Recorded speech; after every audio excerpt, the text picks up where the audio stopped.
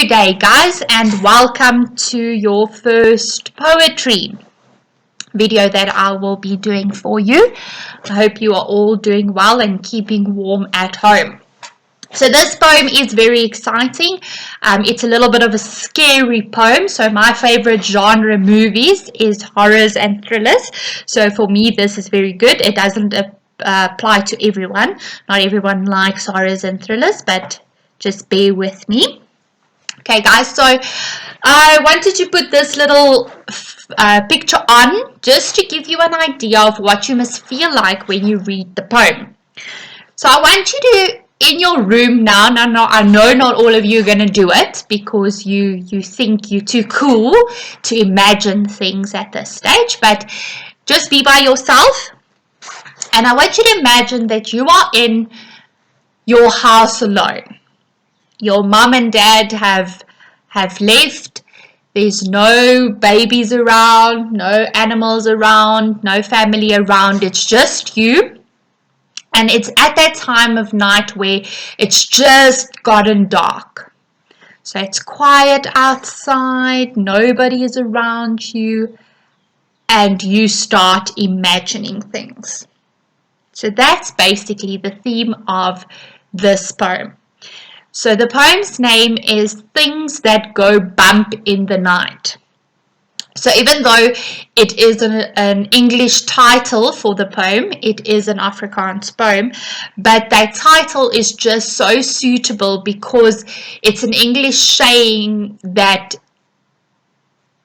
plays on those things that go on in your imagination when everything is quiet and you start hearing things and your imagination and your fears run away with you.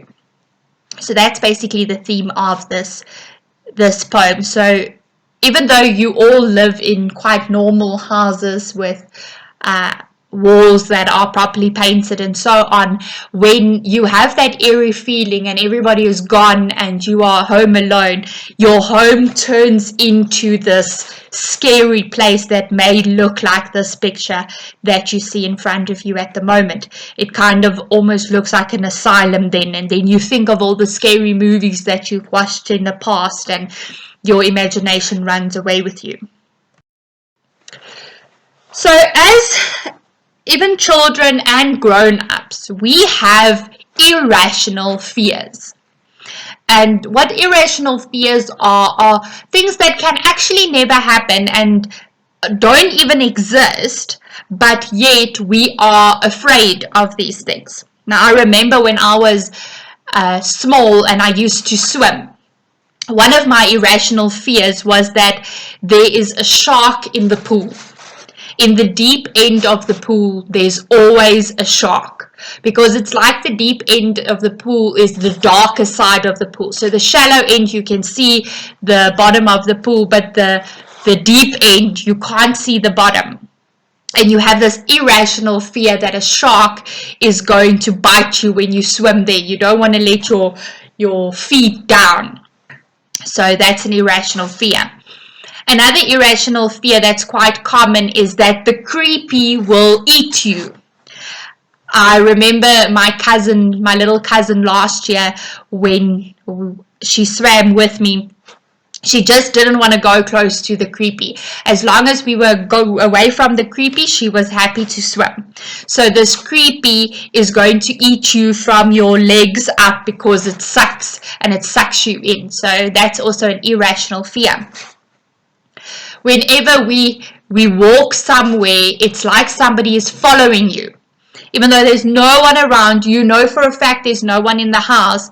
When you walk to the kitchen or you walk to the dining area or wherever, it feels like somebody's following you. And when you look behind you, you see a shadow. Also an irrational fear because there's no one else there. Things like trees that make shadows in your room when you wake up and you've had a nightmare and you see this tree that almost looks like a hand coming through the window. So all of these fears are actually quite fueled by scary movies that we watch. And when you are little, you never want to open your cupboard at night because there's something in your cupboard, something watching you. Because majority of horror movies have that monster in the cupboard. So we have that irrational fear as well. So you can think about what your irrational fear is and how that irrational fear makes you feel as soon as you feel it. And that is the type of feeling that you must get when reading this poem. Okay, so this poem is set in a house. So the reason I put these two pictures there is because for me, my room will look like this. Very normal, very nice. At home, I also have a pink room. All of you know that my favorite color is pink. So I have a pink room, very light, very fairy type room. And at night when the lights go off, it's almost like my room turns into this in my imagination. All of a sudden it's a scary room. There's dark corners everywhere, there's shadows everywhere. So this is what an irrational fear does. It turns something that's actually normal and has no connotation to it into something that's very scary, like this picture. Okay, so starting with the title of the poem, as I said, it is an English title that plays on the fear of children, that things that go bump in the night. So all those little sounds that you hear at night when you are alone. And the theme is then obviously how your imagination runs away with you because of these irrational fears. So you see things that are not there.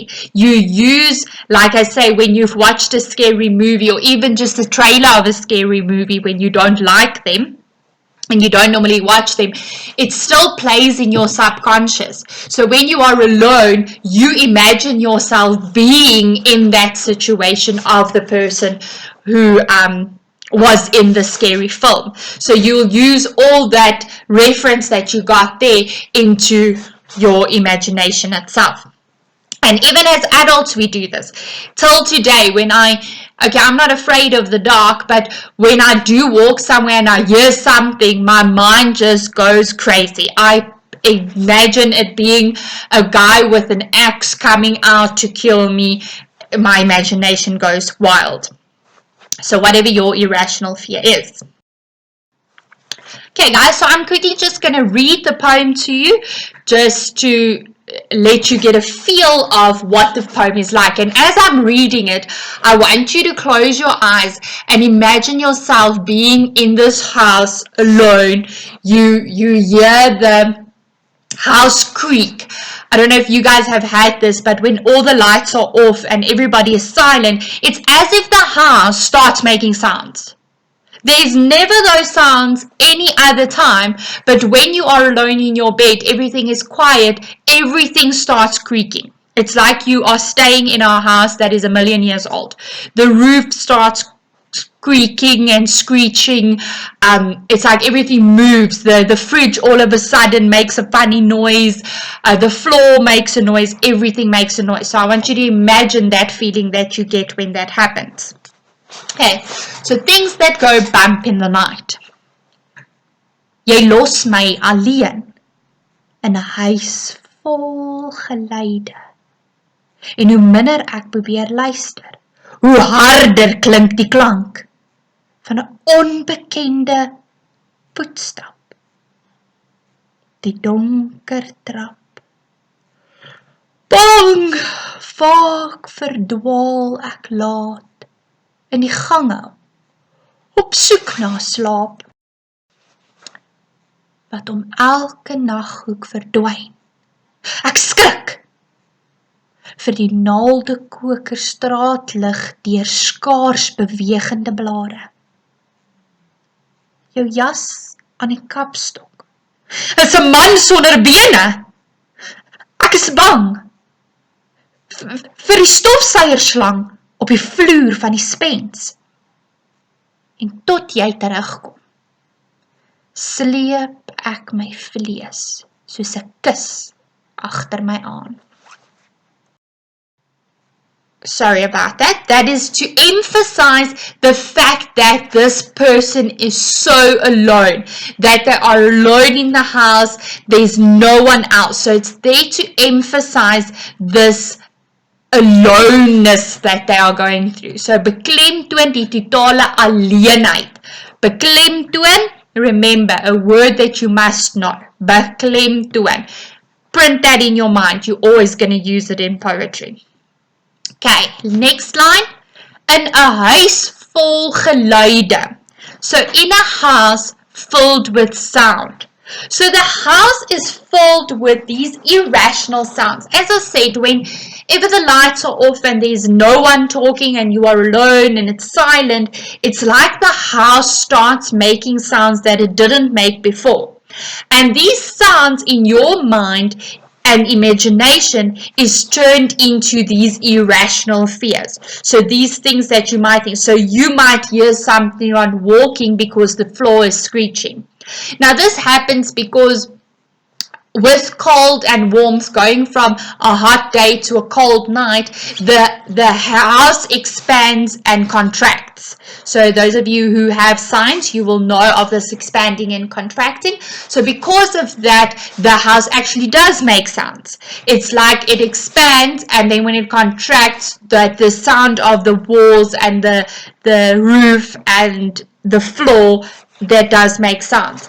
And also like the fridge, on a normal day when you're talking whatever, you don't hear the fridge, but when you are silent, the fridge actually makes a noise because it uses electricity. Okay, so all of these sounds come into play. The house makes all of these sounds that are turned into the irrational fears that you have in your mind. Line 3. En hoe minder ek probeer luister. So now you're there in your bed laying and everything is quiet and you say to yourself, I'm not going to be scared, I'm not going to be scared, I'm not going to be scared. So it's almost like you don't want to breathe because you don't want to hear anything. And because you are then so tense and so quiet, you hear even more. So the harder you try not to listen and to hear these things, the louder it becomes. So that's why line 4 says, hoe harder klink die klank, the louder the sound sounds. Okay, so here is a use of alliteration again. Remember I said any one of these gimmicks refers to beklemtoning, so there's something that is emphasized. So yeah, it emphasizes that loudness of these sounds. So the less you try and hear them, the louder they become. So it's like all of a sudden, everything screeches. Your lamp falls over. Have you ever tried to be quiet? The harder you try to be quiet, the louder you are. So when you get home and you don't want to wake your parents, everything just goes wrong and everything is louder than it should be. So that alliteration, alliteratie, beklemtoons, emphasizes that loudness of these sounds. Line 5. Van 'n onbekende voetstap. Okay, so it's an unknown footstep. So it's somebody who you hear is walking. Because of the screech of the floor, now you hear somebody and you don't know who it is. Okay, so it might even be your parent or whoever that's returned home, but all of a sudden you think, your irrational imagination makes you think that it is, like I said, a guy with an axe or somebody who's breaking into the house or whatever the case may be. So onbekend, that refers to an unknown. So it's an unknown person. You don't know who is making this footstep. Okay. Line 6. Op die donker pad. On the dark step. So when your house has stairs that go up or down, then it's always like this person who you don't know, or the screeching comes from the step. And either if you are upstairs or downstairs, it feels like that person is coming to wherever you are. Okay, so the use of the O, the repetition of the O there, is assonance. So the repetition of the O, assonance. So once again, beklemtoon emphasizes how uncomfortable this person is feeling about this person who's coming up the stairs or going down the stairs. Line 7. Bang vaak verdwaal ek laat. Okay, so scared and tired, lost, and it's late. Basically, that's what that line says. So once again, the use of assonance, the double A. So that is to emphasize how tired this person is. So whenever you are alone and you are so scared and you don't want to go to sleep because you are afraid that whatever this irrational fear is going to get to you, you feel so tired but you can't sleep. So that is what the double A is emphasizing there. So it's almost like you're giving a yawn. So that's why it's like bang vaak verdwaal ek laat. Okay, so it's like that yawning sound, that double A sound, and that emphasizes the fatigue of the poet. Line 8. In die gange op soek. Okay, so you are in the hallway looking for. Okay, so the poet is walking through the hallway almost like a zombie-like motion, seeking, and we're going to see what he's seeking now, but he is walking through those hallways seeking something. Okay, no slaap. So he's looking for sleep. I'm so tired. Walking through that hallway, you just want to close your eyes, but you try to stay awake because you don't want to give into this irrational fear.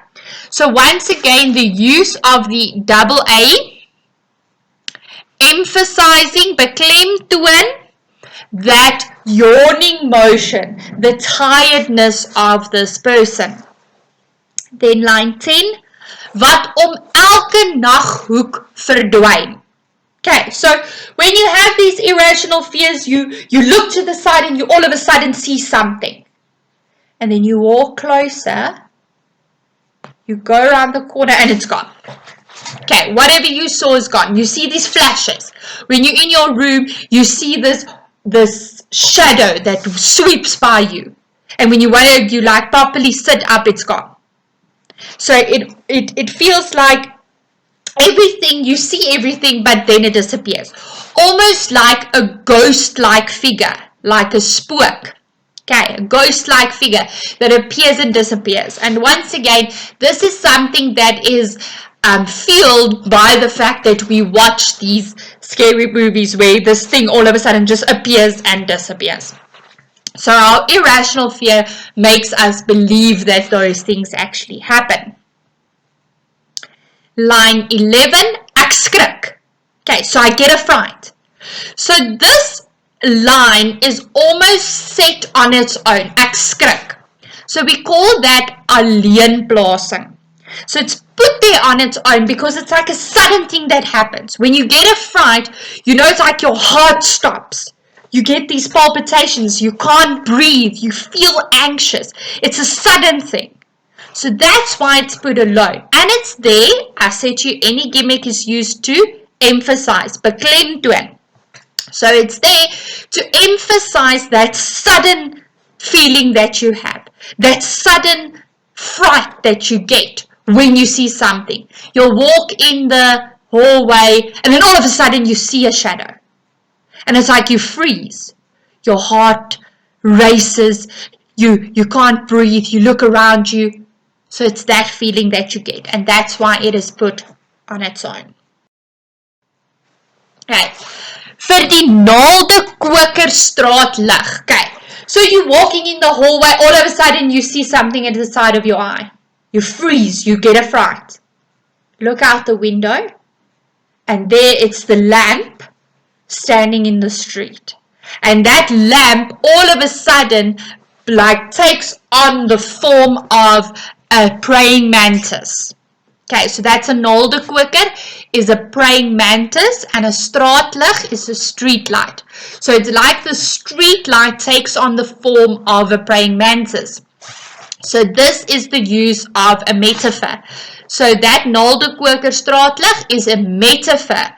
So the street light is compared to a praying mantis. And I think he just uses the word praying mantis or the insect praying mantis because that is like a monstrous figure. If you see how a praying mantis stands and how it reflects, if you imagine a praying mantis being as big as an elephant, how scary that picture would be.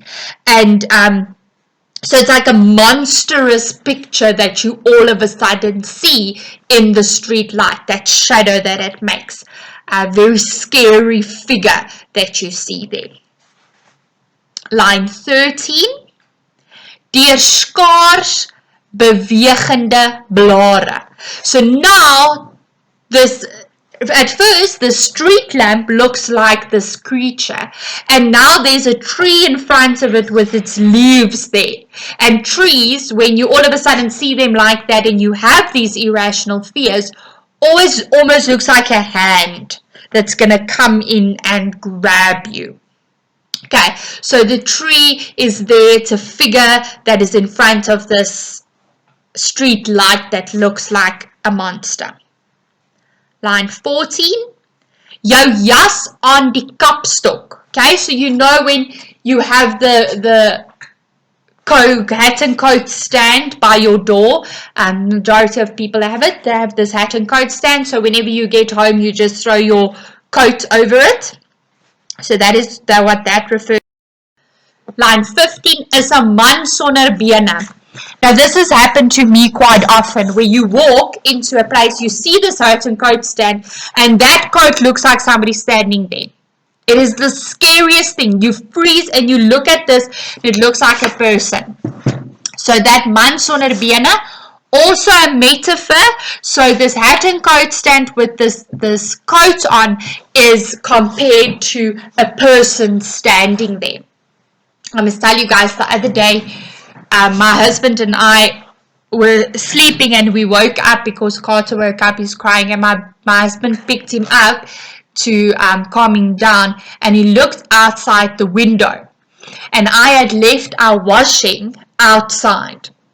So I hang our washing, we have like a gazebo frame outside, so whenever we have people, we just put the top of the gazebo on, but it's just the frame that was there, and then I hang my washing over the frame.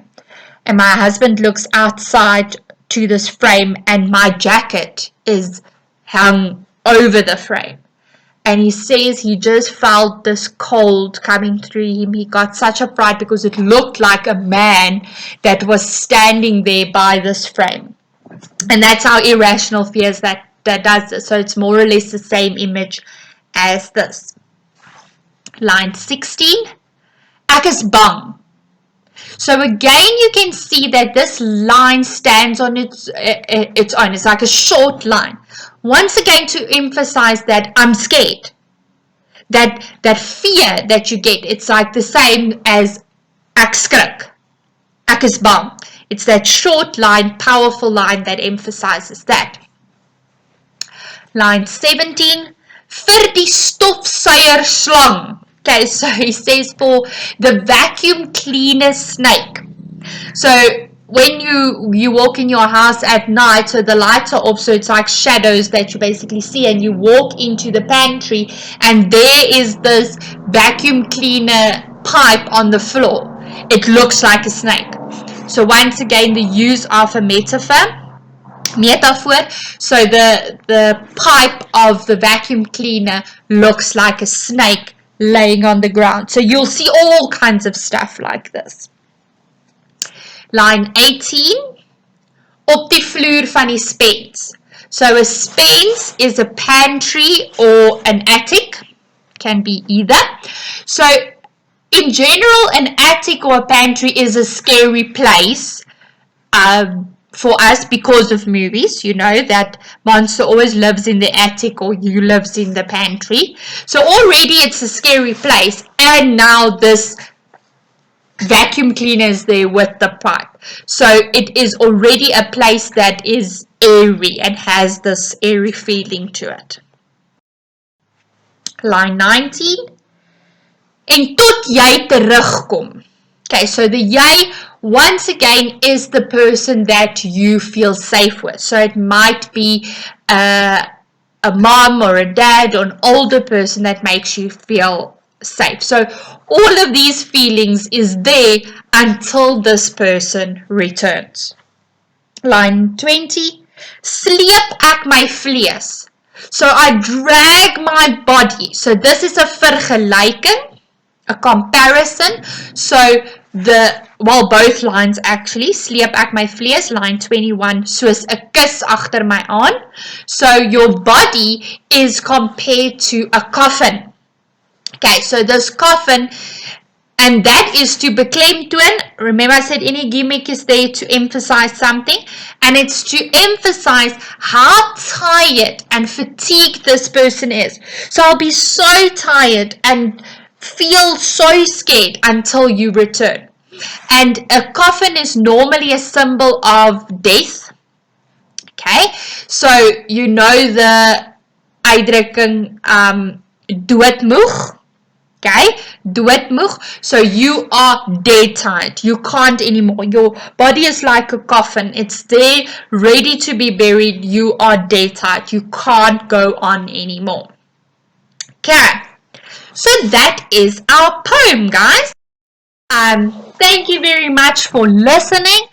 I hope you understand the poem. Guys, if there's anything in this poem that you don't understand, please ask in the Google Meet or in comments in the Google Classroom, or even just on this video. Ask anything that you didn't understand and I'll answer. Please do the homework, the questions after the poem that is posted on Google Classroom. Answer those questions and then we'll upload the memo next week. Thank you very much for listening. Keep safe, guys. Please, please, please stay at home.